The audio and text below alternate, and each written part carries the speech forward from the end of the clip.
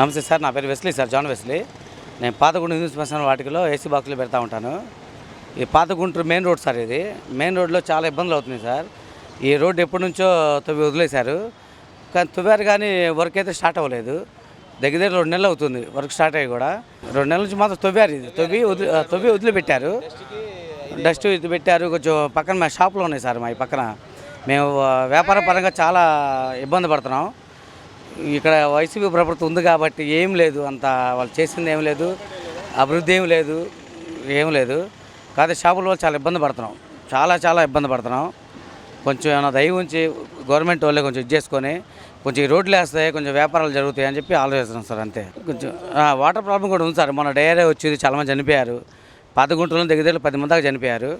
అది దాని విషయంలో కొంచెం గొడవ జరిగింది. నసీర్ అహ్మద్ గారు వచ్చారు, ముస్వా గారు వచ్చారు, వాళ్ళు కూడా కొంచెం చేసుకొని చాలా గోల్ అయినాయి.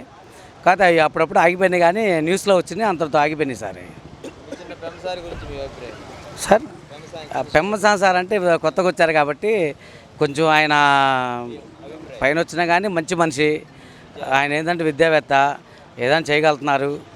ఆయన చెప్పడం కూడా మంచి మాటలు చెప్తున్నారు. ఏదైనా రేపు ప్రభుత్వం వచ్చినప్పుడు పెమ్మసాని గారు వస్తే మొత్తం మేము చేస్తామంటున్నారు. కొంచెం ఆయన వస్తే బాగుంటుంది. ఆయన వచ్చి పేద ప్రజలకి మంచి చేస్తే బాగుంటుంది సార్. అబ్బా, గంజాయి విచ్చలవిడి దొరుకుతుంది సార్, విచ్చలవిడిగా. అది తక్కువ కాదు, విచ్చలవిడి గంజాయి. పాతగుంటూరు మడిగోడల దగ్గర, ముండిగేట్ దగ్గర మొత్తం వాళ్లే ఉన్నారు.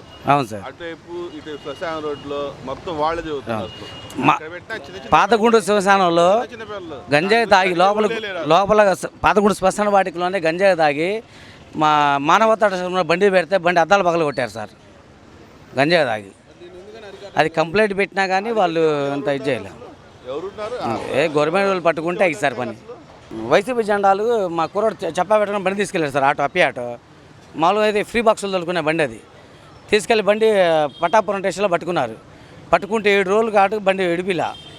మేము వెళ్ళి రిక్వెస్ట్ చేస్తే పాపం కానిస్టేబుల్ ఉండి ఫ్రీ బాక్స్ వదిలే బండి అని చెప్పి రిక్వెస్ట్ వదిలిపెట్టాడు ఆయన.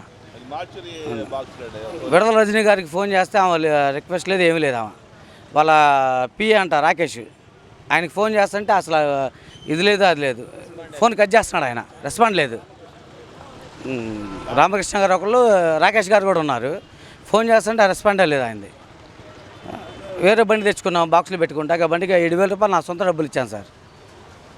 మరి ఏంది ఈ వైసీపీ ప్రభుత్వంలో ఈ నాగాచారాలు ఏంది సార్ ఇది?